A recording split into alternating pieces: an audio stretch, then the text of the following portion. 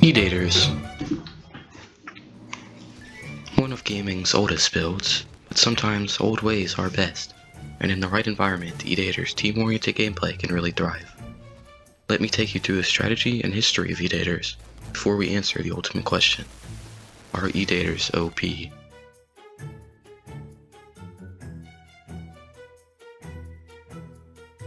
Like I said before, Edaters are one of the oldest classes in the gaming space, but especially in the harrowing tundra that is Roblox. In this environment, they are always growing, evolving, and spreading to new games that are developed. For example, I could take a time machine back to 2017, when I first joined Roblox. Ancient history at this point.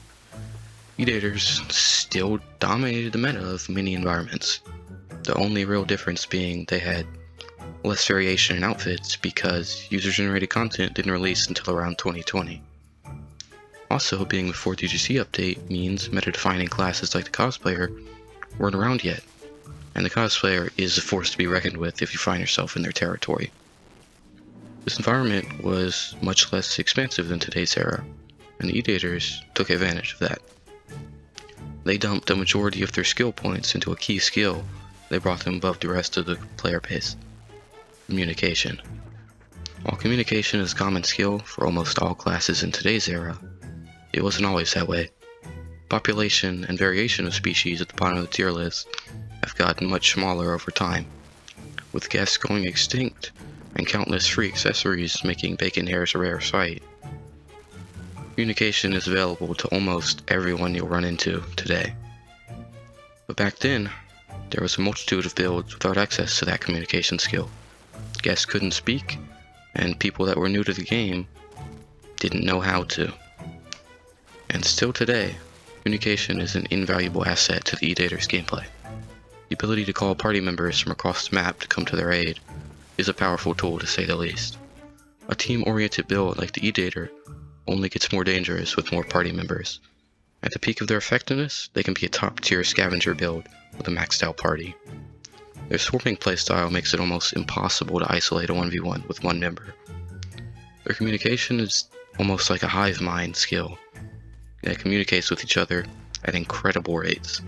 If a player attacks one, they won't have long until the rest of the party is summoned for the swarming. But they aren't always a defensive class either. More often than not, they are the aggressor. If one of them attacks you, the best option is usually a tactical retreat, rather than to stay and try to fight, because the rest of the party will be there soon, and you won't have much of a chance in a 1v5.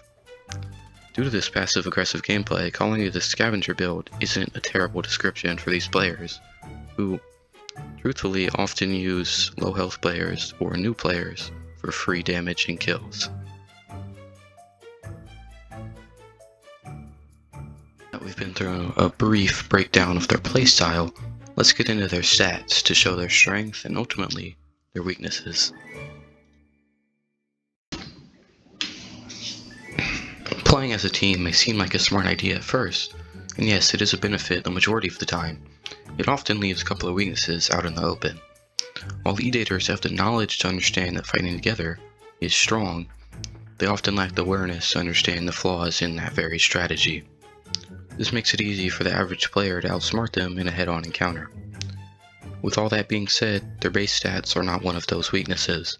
The damage this build can cause with specific skills like Team Combo, and the survivability they get from using abilities like Helping Hand, make them almost impossible to beat in a head-on encounter. Their HP is also unimaginably high because you have to finish 2 or more of them before there's any hope of escaping the fight alive. But there is a bright side. Mobility isn't something they're particularly good at.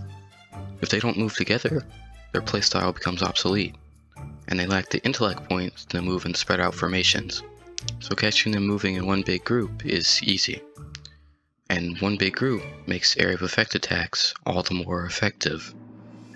The Edater build also may come in many different styles, so identifying who's part of it may be difficult at first glance, but the average player can easily identify who might be a part of the party using context clues like clothing, chat logs, and previous encounters.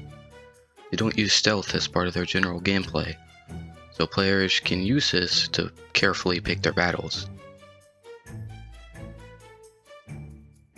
While Edaters may seem like a threatening build at first, there are many things that the average player can do to offset the danger of a 1v2 or 1v3 scenario. You should come out of this video having learned to use the Edater's weaknesses like lack of mobility and little awareness to isolate 1v1s to give yourself the edge in a battle. Or better yet, bring a friend. So, are Edaters OP? Nah, not really.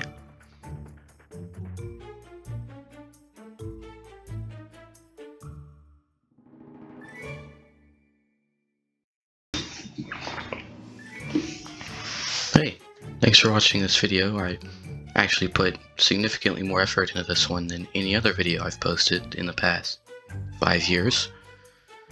And if you're not used to hearing my voice in these videos, well, better get used to it, because hopefully I'll be doing it a lot more if I don't get lazy.